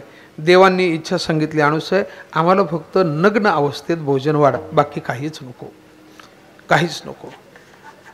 अनुसया घाबरली नाही. तिने विचार केला, बस एवढंच, ठीक आहे म्हटले, ठीक आहे. असं म्हणून अत्री ऋषी जे रोज कमंडलूमध्ये पाणी घेऊन येत होते ना, ते पूजेचं पाणी तसंच होतं. त्या कमंडलूतलं पाणी थोडंसं हातावर घेतलं आणि तिघांवरती शिंपडलं. तिघांवर शिंपडल्यानंतर 6-6 महिन्याची लहान बाळ तिघांना तिने बनवलं. किती सामर्थ्य असेल बघा. पतिव्रता हा शब्द ऐकायला फार सोपा आहे, पण तिने पातिव्रत्य आपलं दाखवत असताना आपल्या पतीची किंमत कमी केली नाही. तिचं सामर्थ्य, तिने ते कमंडलूतलं पाणी हातात घेतलं. तो कमंडलू कोणाचा? अत्री ऋषीचा. म्हणजे त्यांची किंमत नाही कमी केली, पण आपलंही सामर्थ्य काही कमी नाही. त्या तिघांना लहान लहान बाळ केली आणि पाळण्यामध्ये घालून गाणं गायला लागले. हो, प्रत्येकाला स्तनपान करवलं, अंगावरचं वस्त्र काढलं तिने, प्रत्येकाला स्तनपान करवलं आणि पाळण्यात घालून ती गाणं म्हणू लागले, गाणं म्हणू लागले. इकडं बराच काळ गेला. आपले पती अजून कसे आले नाहीत म्हणून ह्या तिघी वाट पाहत होत्या. तिघींच्या मनात आलं, या वेळेला जर नारद आले तर बरं होईल. त्यांना विचारतात येईल आपले पती का आले नाहीत म्हणून. इतक्यात नारद हजर झाल्यानंतर नारदाला विचारलं, म्हटलं का हो? म्हटले, बरेच दिवस झाले आमचे पती काही हाला. नारदाने सांगितलं, म्हणजे तुम्हाला काहीच माहिती नाही का? काहीच माहिती नाही? ते म्हटलं, नाही, तुम्ही जाऊन बघा, मी सांगत होतो पतिव्रतेच्या नादीला. यांनीच सांगितलं, पेटवलं. आणि हेच परत काय सांगताय, पतिव्रतेच्या नादी लागल्यावर काय होतंय, जाऊन बघा म्हटले. तुमच्या तिघींचे पती अगदी लहान लहान बाळ बनवलेत, पाळण्यामध्ये घालते, रोज त्यांना स्तनपान करवते, स्नान वगैरे झालं की पाळण्यात घालून झोका देते, गाणं म्हणते. अत्री ऋषींना फार आनंद झाला या गोष्टीचा. 3ही बाळांना ती सांभाळायची. इकडे या तिघींनी विचार केला, आता काही खरं नाही, आपले पती आपल्या हातचे गेले, पण आपणही काही कमी पतिव्रता नाही आहे. आपण आपल्या सामर्थ्याने जाऊन आपले पती घेऊन येऊ. या तिघीही निघाल्या आणि अत्री ऋषीच्या आश्रमाच्या दारात आल्या. ते तिथं आल्यानंतर त्यांनी काय पाहिलं असेल? पहिलं आपलं काय मत आहे? पहिलं तिच्या डाव्या पायाकडे पाहिलं, कारण नारदाने सांगितलं होतं ना, तुम्हा तिघींचे पुतळे करून इन बांधिले असे वामचरणी.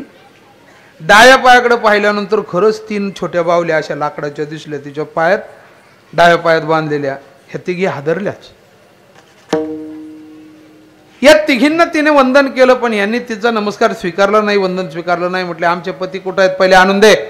अनुसयेने सांगितलं, तुम्ही आलात ना, तुमचे पती पाळण्यामध्ये खेळतायत, तुम्ही तुमचे कोण आहेत ना ते घेऊन जा म्हटलं. ह्या तिघी गेल्या. पहिली कोण गेली असेल तर पहिली पार्वती गेली, दुसरी लक्ष्मी आणि तिसरी सावित्री. एका मागोमाग निघाल्यात. पार्वतीने पाळण्यात बघितलं आणि मागं सरली. का? कारण दिसायला तिन्ही सुद्धा सारखेच होते. सारखेच. पार्वतीने विचार केला, जर मी उचललेला माझा शंकर नाही निघाला आणि विष्णू निघाला तर गडबड व्हायची. पार्वतीने हात लावला नाही, लक्ष्मीला सांगितलं पहिला तुझा उचल.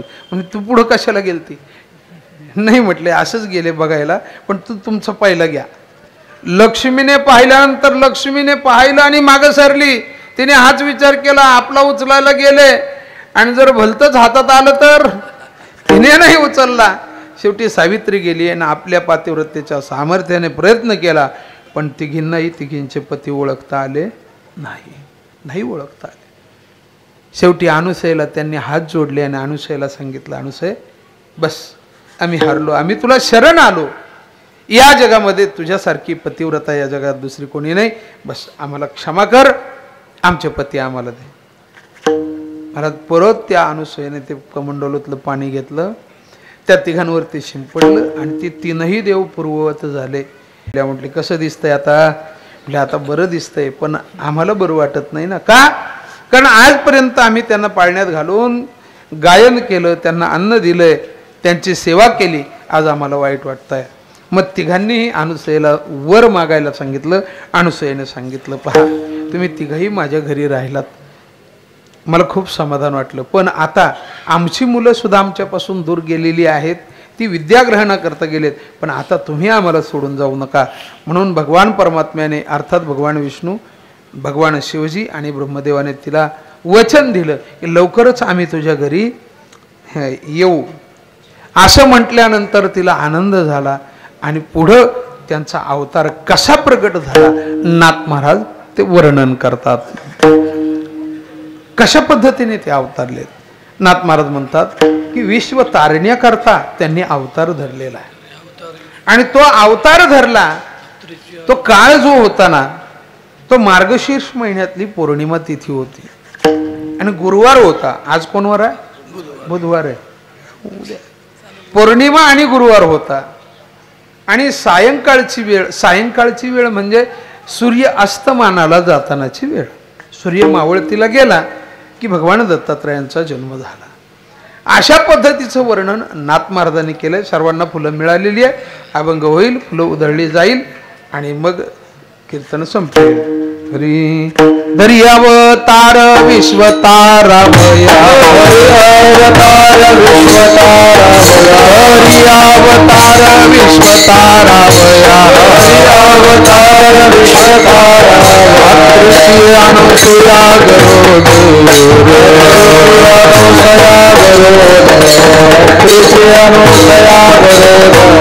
ऋतुकाळ हेमंत नक्षत्र ऋतुकाळ हेमंत नक्षत्र रोहिणी, ऋतुकाळ मंत्र नक्षत्र रोहिणी, शुक्ल पक्ष दिनी शुक्ल पक्ष दिनी शुक्ल पक्ष दिनी तिथी पौर्णिमा मास मार्गशीर्ष, पौर्णिमा मास मार्गशीर्ष, तिथी पौर्णिमा मास मार्गशीर्ष, पौर्णिमा मास मार्गशीर्ष, गुरुतो वासर उत्सव काळ, गुरुतो वासर उत्सव काळ, गुरुतो वासर उत्सव काळ, हे कल्याणार्थी पूर्ण अवतार, पूर्ण अवतार, पूर्ण अवतार, पूर्ण अवतार, गुण निराकार प्रगटले,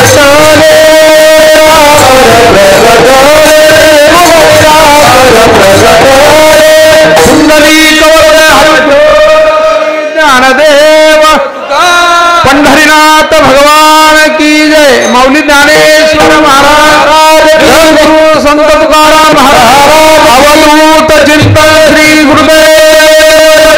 दिगंबरा दिगंबरा पादवल्लभ दिगंबरा, दिगंबरा दिगंबरा पादवल्लभ दिगंबरा, दिगंबरा दिगंबरा पादवल्लभ दिगंबरा, दिगंबरा दिगंबरा पादवल्लभ दिगंबरा, दिगंबरा दिगंबरा पादवल्लभ दिगंबरा, दिगंबरा दिगंबरा पादवल्लभ दिगंबरा, दिगंबरा दिगंबरा पादवल्लभ दिगंबरा, दिगंबरा पादवल्लभ दिगंबरा पादवल्लभ दिगंबरा पादवल्लभ दिगंबरा पादवल्लभ दिगंबरा विठ्ठल